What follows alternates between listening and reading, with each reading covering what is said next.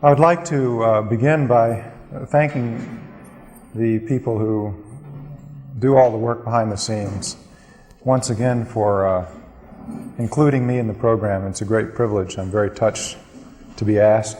I feel honored to be here, especially to share the stage with people who have given their lives to Baba, who've lived Baba's life in a way that I can only aspire to. So that is especially a great honor to be with Darwin, and Phyllis, and Bunty. So thank you for that. I probably will lose my voice tonight because the smog in Los Angeles has really done me in. As the day is, it's Pasadena. I'm sorry, it's smog. Los Angeles, of course, is clean. It's Pasadena that's filthy and dirty. But maybe it's just as well. If in the middle I lose my voice, we'll have silence and it'll be all right. But bear with me, it gives out. I would like to, of course, every talk about Meher Baba is dedicated to Meher Baba. There's no doubt about that. It's up to him what one says. You just have to give it to Baba. But I would like tonight to especially dedicate this to Baba in memory of two of his lovers who he's taken into his arms so recently. And there's so much on my mind and in my heart that I feel really tonight that whatever it is I say, it's partly from them as well, because I've been thinking and feeling their closeness. You know, when someone goes to Baba, I remember when Elizabeth dropped her body, and Kitty said, you know, this was about 3 months later, and I said, you know, Kitty, it's hard to adjust, isn't it, to life around here without her? And she said, yes, it's true. It's very hard, very hard. And then she stopped and she said, well, you know what I do? And I said, no, what do you do, Kitty? She said, well, I think, well, how would Elizabeth do this? How would she do it? How would she do it? And then I try to do it. And she said, that's the same as doing it for Baba, because where is she but with Baba? And so when Baba takes someone close to him, in a way thinking of them brings Baba very close and brings them close because they are in his arms. Whatever their destiny is, they are in his arms. And of course I'm thinking of dear Patrick Carlson, who I had a link with recently and came to feel close to, even though it was just a brief link and mostly through the mail. Great lover of Baba, great lover of Baba. And also of our dear Francis Brabazon, who Baba has taken to him. And it's very difficult to think of life in this world, in this century, without Baba's poet. There's no doubt. And not easy to think about it, because for us it's a tremendous loss when that pen is silenced, that spoke for us in a way that we cannot speak in words. Francis was our spokesman in so many ways. And Baba has taken him, and all of his words now will live on, praising the beloved until he comes again, and Francis can once again write new ghazals for the beloved. I was thinking of Francis in terms of trying to think of something to share and to talk, throat or no throat, because years ago, when I was about 19, someone showed Francis something that I had written in some place, I don't remember where, and I was walking with Francis in Guru Prasad Garden, and he brought it up, this thing I'd written. I read it. I said, you read it? Yeah. I said, well, it's a logical question. Well, what'd you think? I didn't really want to ask him, but I said, well, what'd you think? Well, he said, stick to writing, matey. He says, stick to speaking, matey. He says, you may have a future there. That's all he said, Enough said. So here I am, Francis. I'm speaking out. I don't blame you for it, but you get some of the credit. I heard recently that on one occasion, when Baba was with the Mandli in Mandli Hall, and they were sitting around Min Mandli, Baba said, out of the blue, said, do you know what all of you have gained by being with me all this time?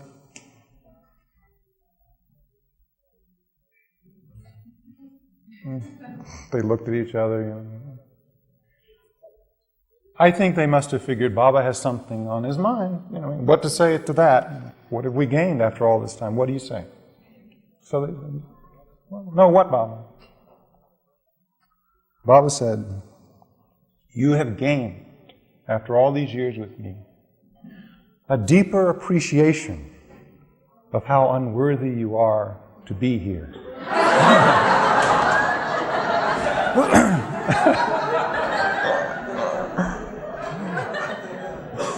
I said, yeah, it's true. It's right. And that's how I feel. To talk about Meher Baba, the only thing I've gained over the years is how unworthy I am to say anything, and what is there to say. Of course, I remember once somebody gave a talk at the center, and they started out by saying that. And as I was driving Elizabeth home, I said, Auntie Boo, what did you think of the talk? She said, well, it was all right, she said, but he kept saying that he had nothing to say. So why did he say it? So unworthy or not, it has to be said. It has to be gotten out. The truth is, I think, that the ego can't stand the light. The ego can't stand the light. And Baba's the light, not this, but Baba's the light. And we can't stand it. And the closer you are with Baba, the more years you're around Baba, of course, you read Teresa of Avila, great saint. Baba said, sixth plane. And mostly what she talks about is how unworthy she is, how unworthy she feels. And she means it. Because it is. The ego can't stand the light. And Baba is that light.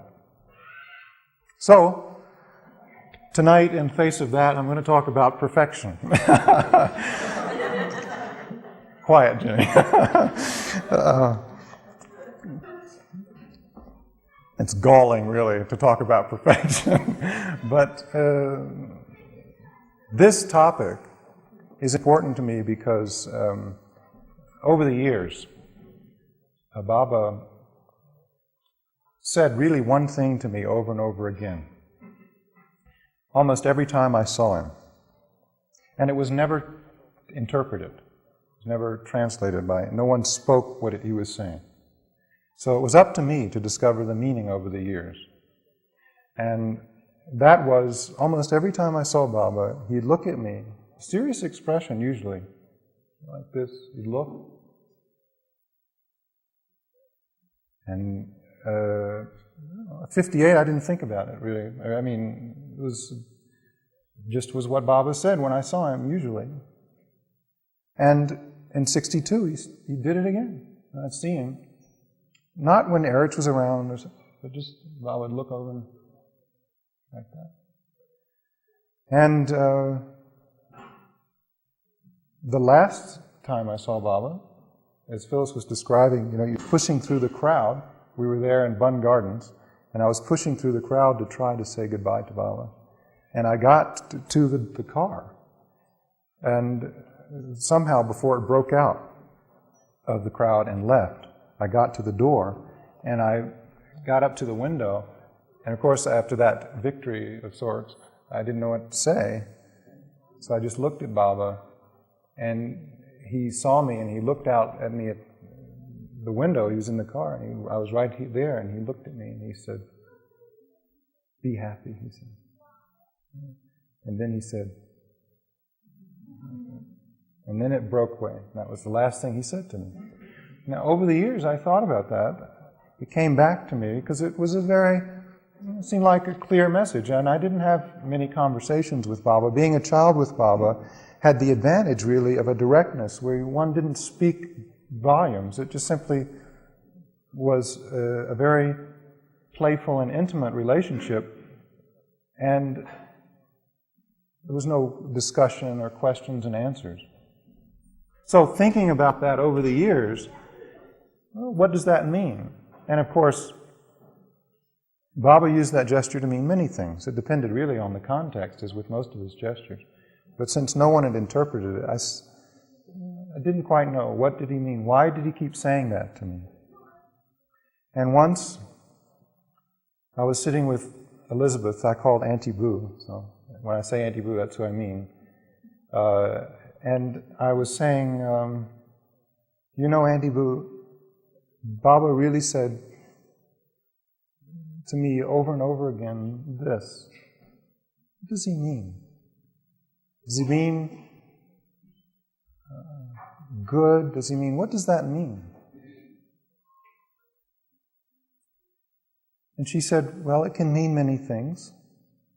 And she leaned forward. Sometimes when she got a thought, she'd say, but perhaps it simply means, become perfect in my love. When she said that, it struck in my heart, and I really felt Baba was saying that to me. Become perfect in my love.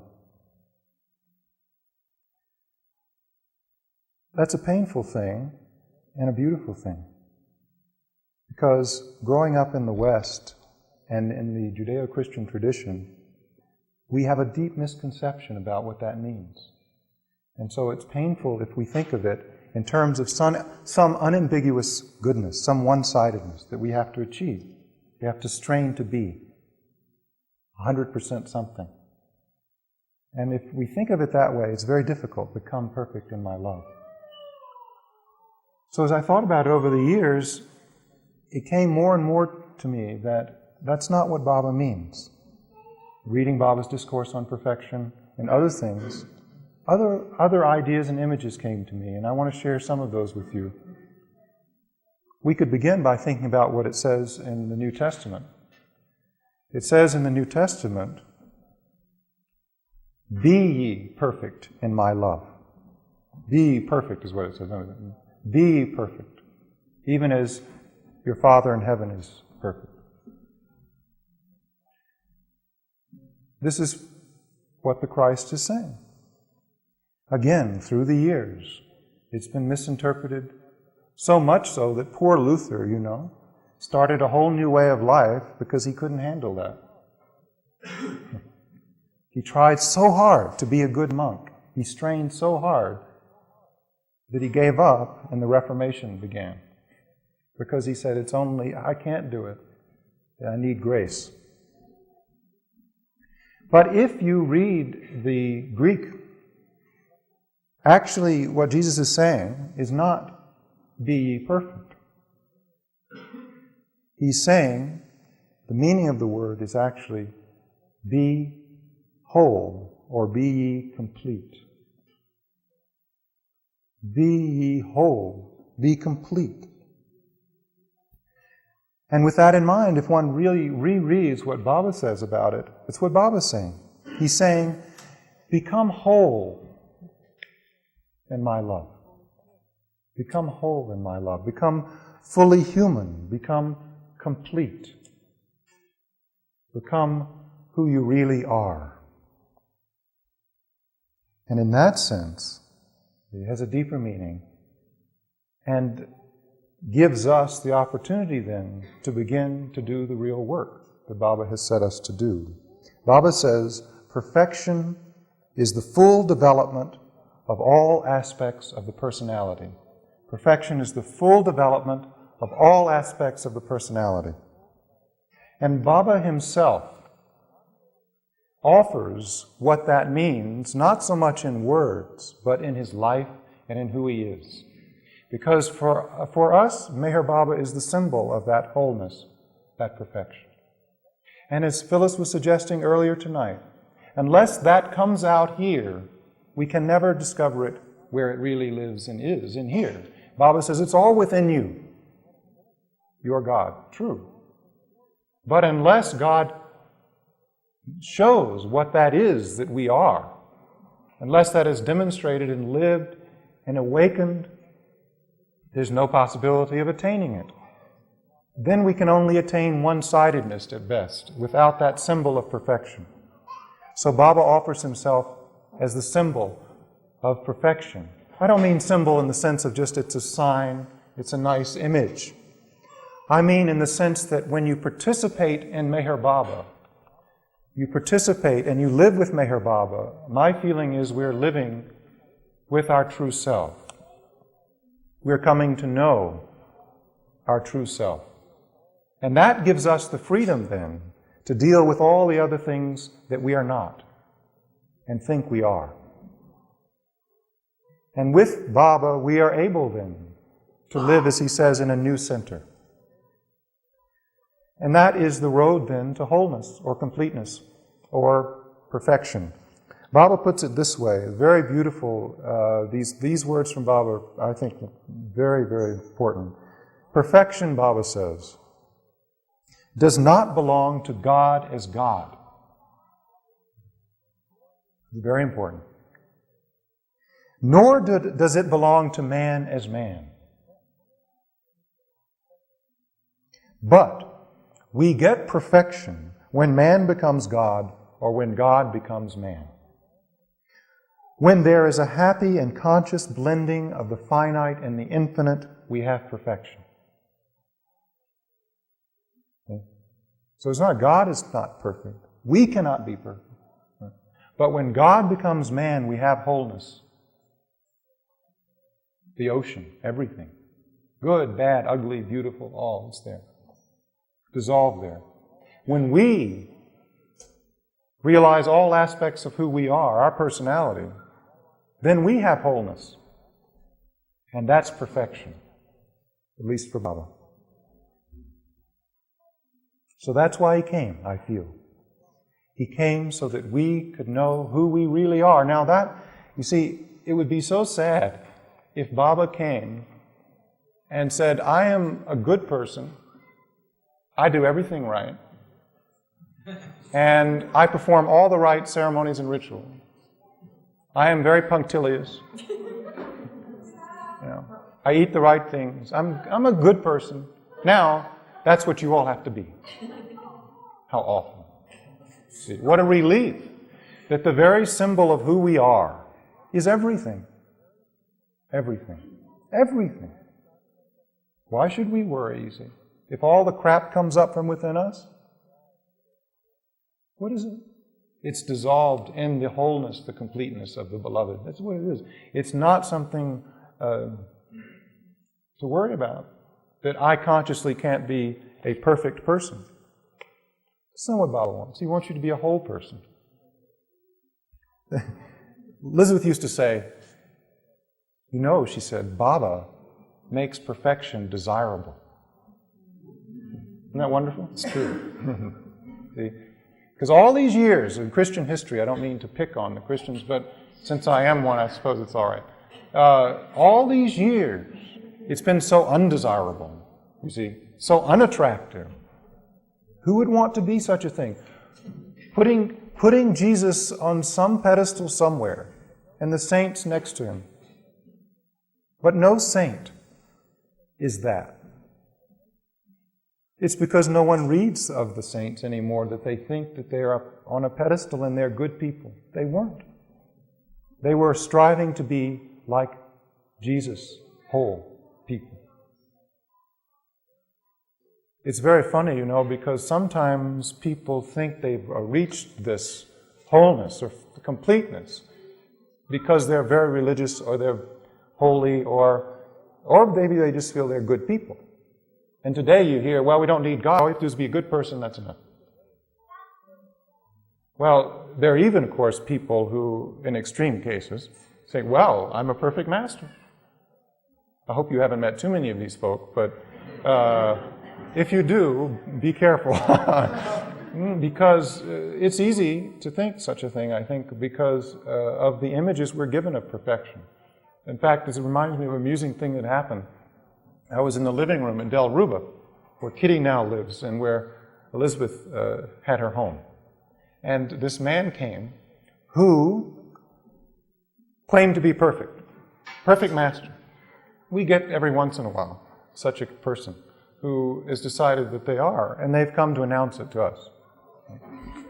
And so, of course, the gateway sent him over to Elizabeth. Nobody else could handle this man. She always got the hard cases, right? So, poor Annie Boo, she came out of her bedroom, and she was walking slowly like this, This is later years, and she came out, and there he was sitting in her living room. And so I happened to be there, and she let me stay, so I was sitting there, and she sat down, and she said, yes, now, tell me about yourself. So she was an artist at this, there's no doubt about it. The woman was an artist. And he said, well, and he told his whole story about how he became perfect, and what that meant to him. She listened, and very attentive, listened the whole time. He must have taken 30 or 40 minutes to tell her this whole thing. Yes, I see. Very interesting. Yes. She'd go, unbelievable. He'd go on, you see. And then at the end, I was thinking, now what's she going to do? How's she going to, because he was by the end, there you are, you see. He had finished, and he was completely happy with his perfection. And she looked at him and she said, well, very sprite, she said, well, that's all very interesting. But you see, I happen to know that you couldn't be perfect. And for the first time, the whole time, he kind of looked at her and he saw this woman sitting there. I mean, it's the first time he actually focused on her and he heard her say that. And he looked at her. What did she say? He said, but, and then first time he lost his confidence, he said, but why?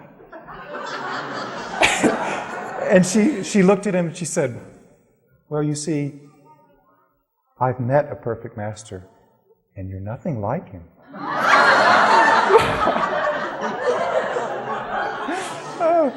And she said it with such cheer and love that he sort of nodded, and that's the last we heard of him. You see, Baba is the measure of that integration that we seek. He's the measure of it, and all we need is his life.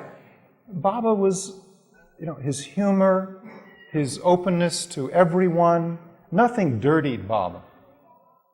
He's the ocean. So, he's the measure. Did Baba judge people?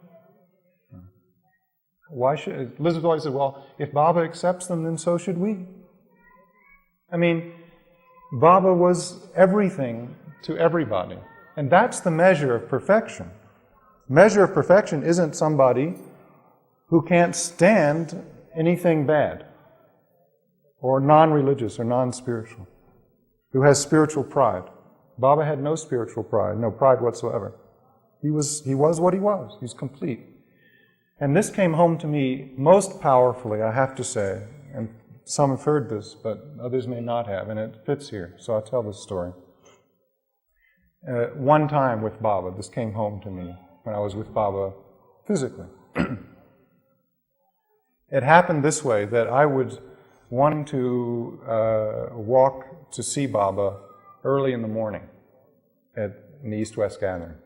We were taken on buses, and then to be there at a certain time, 9 o'clock, I think. And I wanted to go early, and some other of the younger people, the kids were walking early, the girls. And they had gotten permission from Mani and Mehera. Well, I couldn't do that. And they just said, Mehera, can I walk early? Mehera said, yes. But I couldn't do that because I didn't see Mehera. I had never even seen a picture of Mehera. Nowadays, we see Mehera and we talk to Mehera. It's such a great thing. I still have a hard time even grasping it because I grew up, I didn't even see her picture, much less talk about her or meet her or hear her say anything. So I felt that, well, what to do? But I was determined that I was going to get to go early. So this particular afternoon that I had determined this, and being very shy, I didn't know quite how to do it, but I thought, well, what I'll do is I'll go up on the stage and I'll ask Erich, and it'll be all right.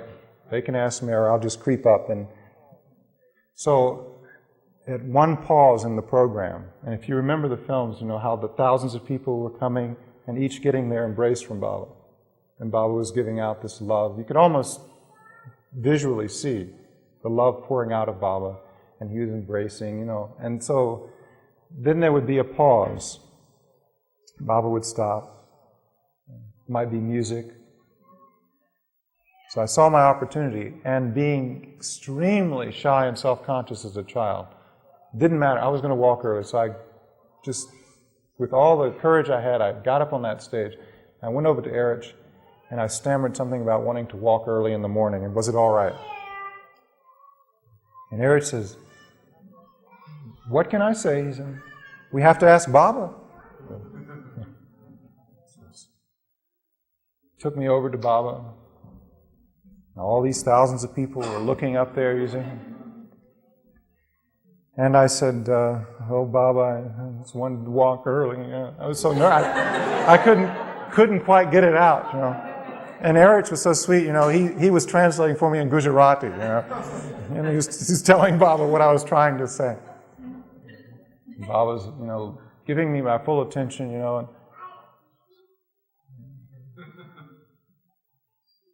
looked at Erich, People in the audience must have thought I'd asked this great cosmic question. And I was beginning to start to shake a little. I mean, Bob was, he looked so serious. Seemed like eternity, making up his mind over this problem. And then he looked at me and he laughed, He was just teasing me. He said, yeah, of course you can walk early, it's fun. And then he embraced me. So the next morning was my morning to go early and with the girls. But I got there, and again, they disappeared. There's an advantage, you see, I thought. I mean, they were taken off to see the women. And I was left alone on the porch at Guru Prasad. Well, I'm early, so I'll get a good seat. When the time comes, the door opens, I'll get a good seat. That was my real motive for walking early anyway. It's all right. So I walked over to the door. I thought, well, I'll just look in and see the room where we'll be later with Baba. It was a big room, bigger than this room. And I peeked in the curtain. And I looked in, and there was Baba. He was seated there at the end of the room on a sofa, waiting. Just waiting for us. He was already there. He was just there. And I quickly put the curtain back because I thought, well, Baba will see me peeping in on him, And I was very embarrassed that I was doing that, so I put it back. And I waited a while, and someone came on the veranda, I don't know who, maybe Rano, and said, Charles, Baba wants you to say good morning to him. So I had the presence of mind at least, and then she disappeared. She didn't help me, so I had the presence of mind at least to take off my shoes and to go in the room. And I got in the door, and Baba was all the way at the end of the room. And I somehow had to get from the door to Baba, because I knew my mission was to say good morning to Baba, so I had to get from there to there. And I felt so paralyzed. So I started to walk toward Baba, and Baba just sat there, looking at me. Just sat there. And waiting, and I walked, and I walked, and I walked, and it seemed the longest walk of my life. I mean, it seemed so long. And finally, I got to the place right in front of where he was sitting. And I think I choked out at that point, "Good morning, Baba." Baba smiled, and then he looked at me. I looked at him. And it was the first time I'd ever really looked at Baba like that, with no one around. Just looked at him. And I couldn't say anything. I just couldn't. And Baba couldn't say anything. I mean, he could, but I knew he was not going to break his silence at that moment for my sake. So there we were, you see. And there was no interpreter. There were no Mandali people. There was no crowd of people. It was just Baba sitting there. That's all. He had no garlands. He was just wearing a little coat, you know. He had a little blue one. He had a couple of coats, a blue one, a pink one. He was wearing a white one. He was wearing a little blue one. And he had his sadra on. And, his feet out. His sandals were off. And he was just there. And I looked at him, and I've never been able to explain the feeling exactly. I only can just talk around it, but all I can say is that as I looked at Baba at that moment, I knew that he was Baba.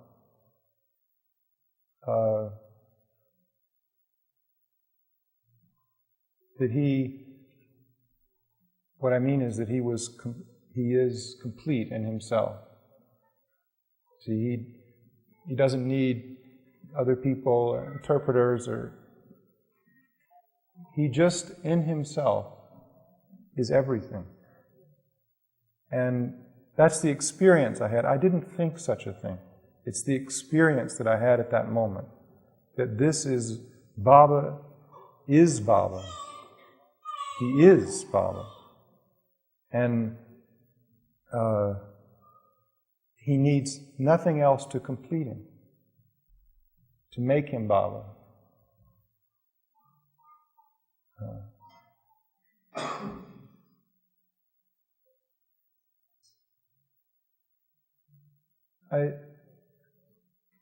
I feel that, you see, that experience, that moment, I don't know whether it was 1 moment, 5 minutes, I don't know how long it was.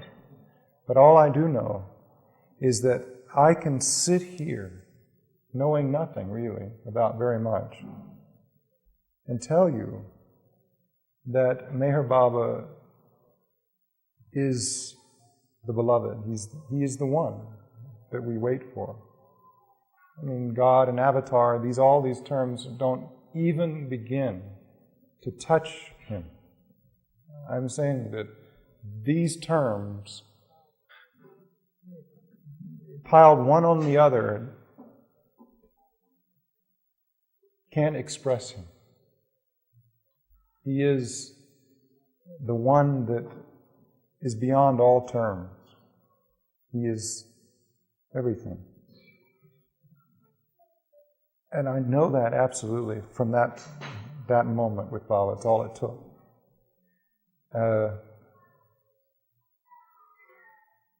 And then somehow I got out of the room. Because Baba, after that time, whatever it was, that moment, then finally Baba looked at me and said, "It's enough."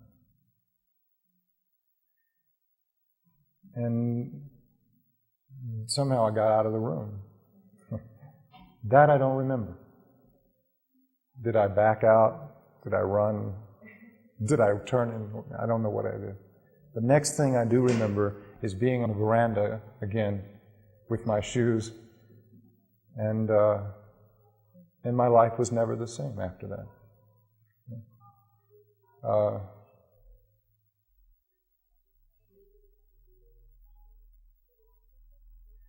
So, you know, what that experience does, it's our experience. It's not mine, because not only because I'm sharing it with you, but because you have this experience in your recognition of Baba. You're not recognizing the avatar or the Christ or the God-man. You're recognizing the one that you're waiting for. So you have this experience. Posterity will recognize the avatar. There's no doubt about that. They always do. But for us, it's the one we're waiting for. And so it's all of our experience. But what that does for me, and what I hope it does for each one of us, it gives us the freedom to just be who we are and to live our lives with Baba, no matter what anyone else thinks or does. Because Baba is all that really matters. It's a great freedom.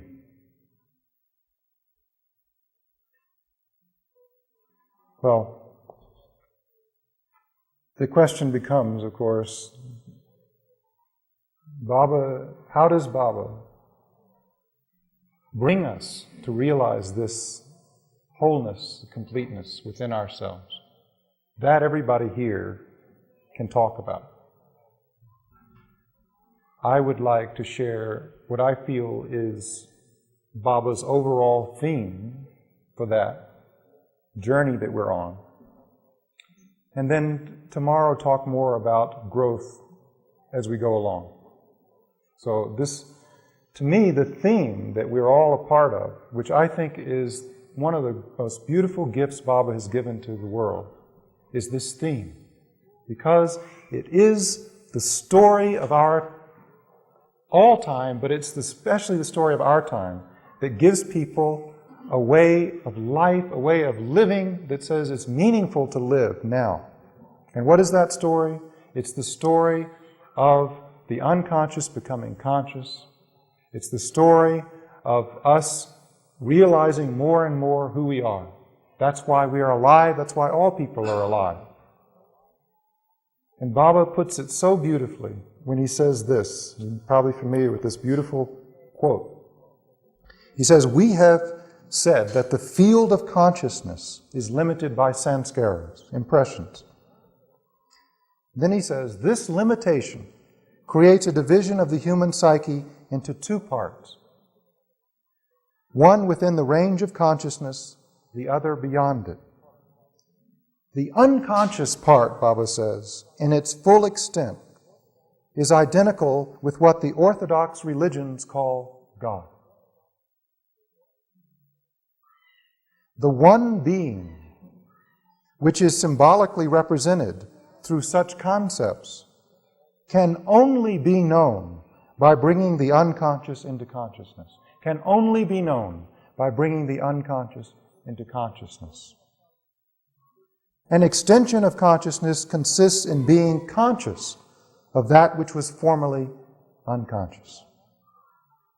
The progressive conquest of the unconscious by the conscious culminates in consummate consciousness, which is unlimited." And this is Baba's giving us the story there, that the more we bring into consciousness, the more we realize who we are, the more we face all aspects of our personality. What are we doing? We're bringing light of consciousness from the darkness of the unconscious. We are bearers of that light in that sense.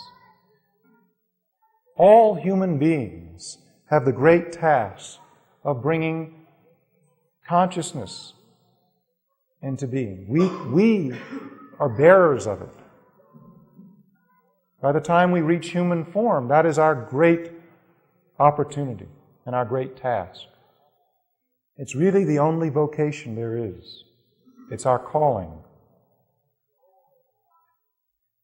We all have different occupations in our lives, different jobs, but we all have the same calling, the same vocation. That is, through love, to bring the unconscious into consciousness, to realize who we really are. This great underlying theme that Baba gives, which is the theme of God Speaks, this great underlying theme is a wonderful gift to humanity. Because humanity has no longer any understanding of why we do what we do. We are living in the age when meaninglessness has reached an apex. People are so deeply confused. Why do I do anything at all? And Baba, and through Baba also depth psychology and many other places, but really at the heart, Baba has awakened the world again to why all of this came into existence and what its purpose is. It's the great journey from unconscious divinity to conscious divinity. And our task, Baba gives us the task of bringing all of this that was unconscious into consciousness. Everything. So, there's nothing to be afraid of. Baba, it's his task to awaken us to this. It's his task to make us aware of all that we have to face in ourselves. And then it's ours to work on it, face it, and deal with it. But there is, of course, in all this, the great danger of spiritual pride, which is where I began. Of again falling back and saying, does this mean some sort of new form of perfectionism? I feel that if we really keep beloved Baba before us, clearly before us, we will always have the true image of what it is to be whole. And we won't fall into a one-sided idea of who God is, who I am, who other people are. We won't judge other people because they're not good people. They're not somehow what we think of as good or religious or spiritual.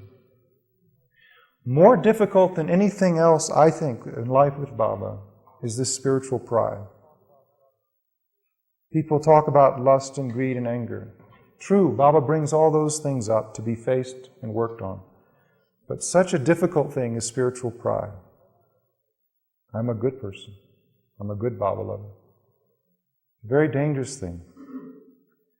Because it leads to projecting onto other people whatever it is you think is that good Baba lover or good person.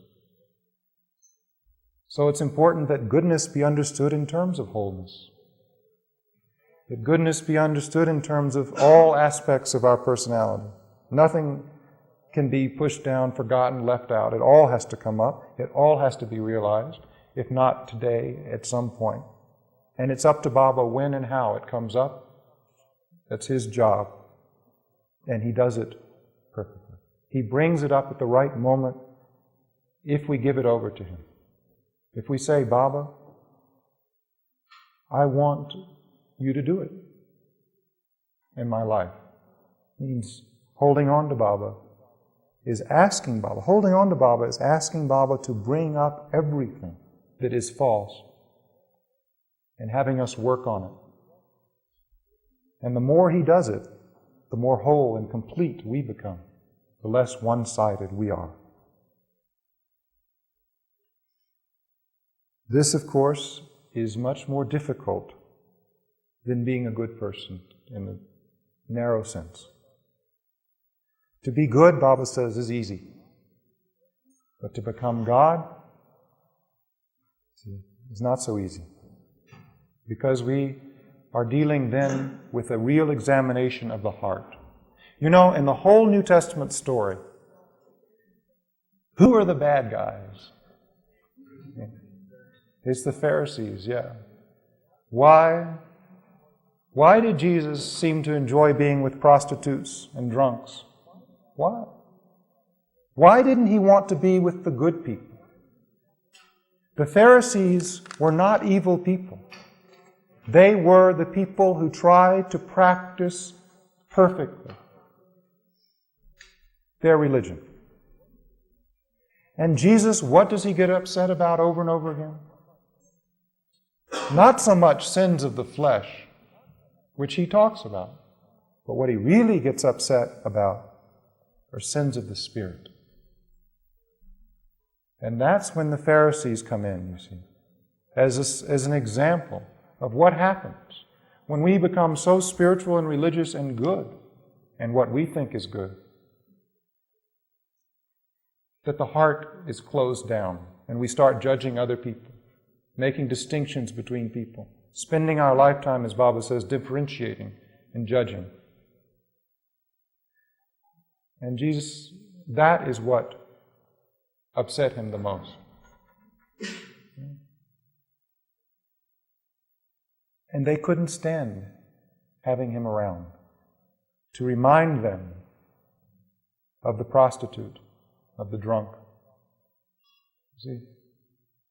Because that's what he did. In effect, he said to them, there you are also. Until you realize that, you'll never go beyond it. So more blessed are they. At least they realize it. They know they're prostitutes and drunks. They have that awareness, and I am sitting with them. But unless you realize that you're the prostitute and the drunk as well, how can you love them, help them? And how can you ever go beyond? How can you love your neighbor as yourself, the capital S? I feel Baba's calling us to this, you see. Again, he's calling us to this great task. It's always difficult because it requires constant alertness. It's never going to be simple. And, okay, here are the 10 things. Now all we have to do is these things. We're good Baba lovers. If it were so, you see, his coming would have been for naught. There is no way to do that. It's always alertness to something else coming up, something else to be worked on, something unconscious that needs to be brought into the light and faced and worked on in ourselves. If we see it in other people, it's just a reminder that we have to find it and deal with it in here. That's all. Let them have whatever it is. Baba says. Just you see the best in them, but you let them keep their crap. They have to work on that. Don't say that's terrible or good, or just let them work. Baba will take care. They are reminding us of what we have to do, is how I feel. So that's why Baba says, you know, the real desire is the desire which leads you to become perfect, whole, in order to make others become perfect. I think that's what he means.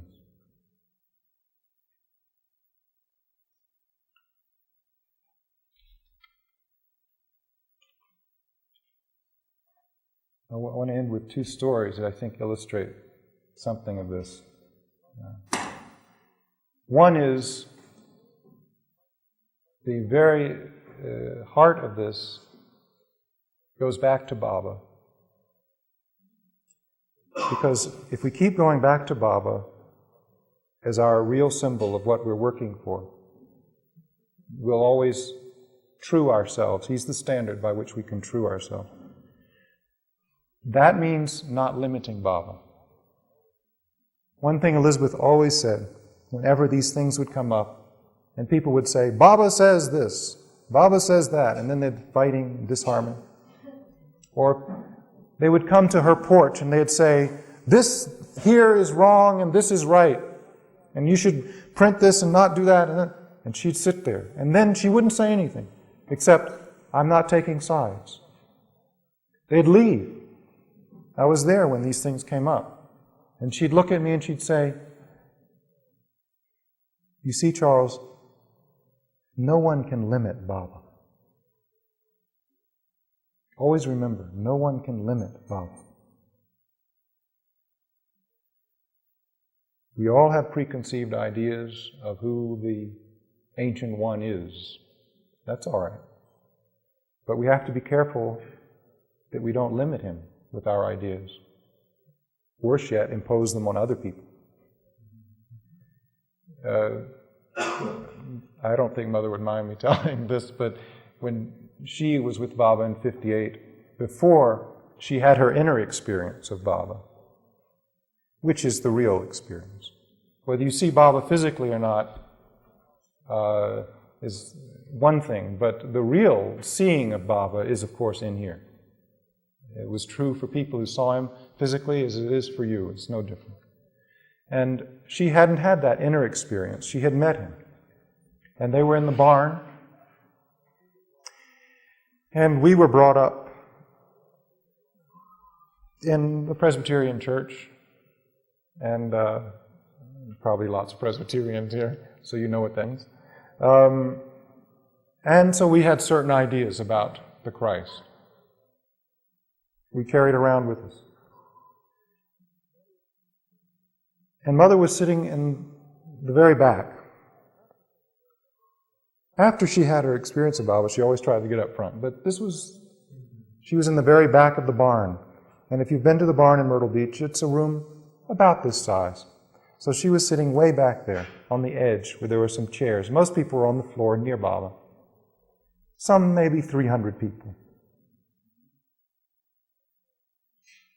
And Baba stopped the reading of the discourses at one point or something. Now is typical. You know. Now, it's a joke. And he called on Harry Florsheim to get up and tell a joke. Well, we heard later, the story behind the story, you see, as Phyllis was pointing out, everybody had a story. This is not my mother's story. Everyone in the room probably had a different story. But Harry's story was that the day before he had told this joke to Baba in Baba's house. Yeah.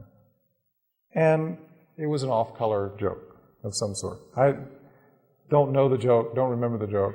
Even the Awakener doesn't print the joke. I don't know what the joke Phyllis tells the joke. Oh, all right. Well, after this is over, you can get Phyllis to tell you the real story. But he told this joke. And Baba, as always, appreciated.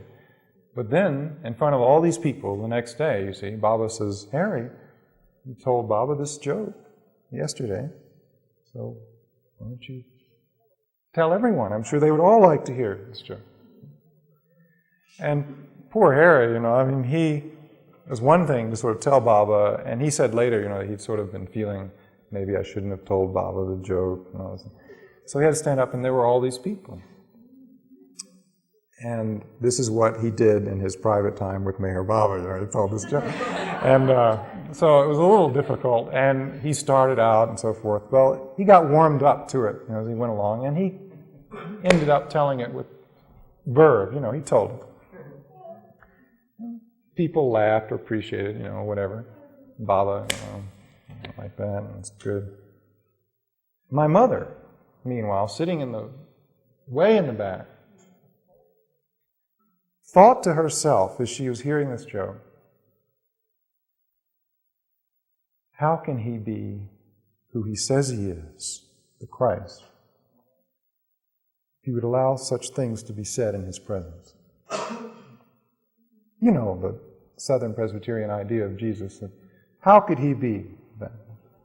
This went through her mind, you see. And she turned to the lady next to her. And of course, instead of saying what she was thinking, she said, well, she whispered to the lady, I didn't even understand it.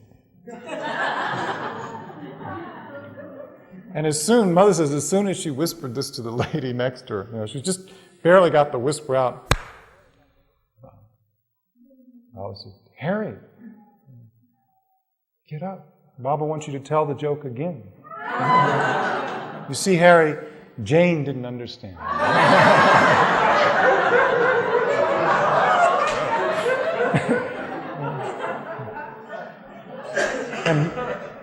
And Mother said that in that moment, Baba wiped from her forever all preconceptions of who is the Christ.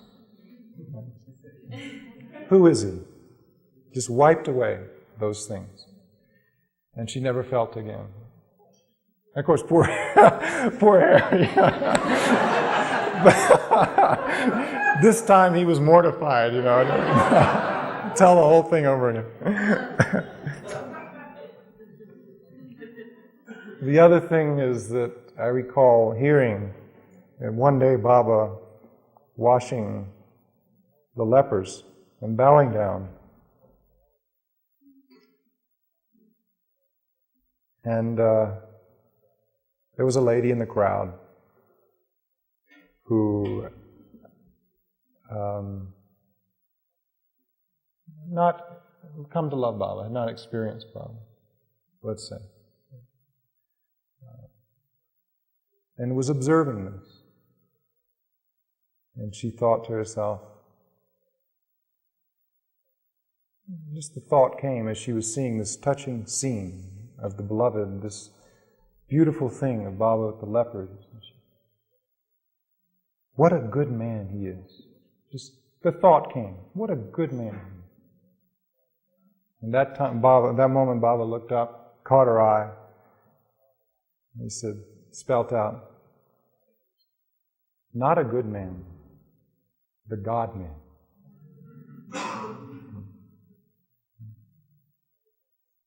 Beloved Baba is neither good nor bad. He is beyond both. And he dissolves both. There is no idea of good or bad that we can imagine that does not dissolve in the ocean of his perfection. And that perfection is only possible when he takes human form, or when someone ends their journey and realizes who they are. Then we have wholeness, completeness. We have what this whole universe sprang into existence to bring about. And it's a long journey. Everything has to come up. Everything has to be realized, experienced. But in the love of the beloved, it's a wonderful journey. It's a freedom. Because we know that whatever comes up, whatever we have to deal with, it's not us. It's just something we have to deal with and work out. So Baba says, why do you worry? There is nothing to worry about. Nothing. It's all zero, Baba says. I alone am real. Jai Baba.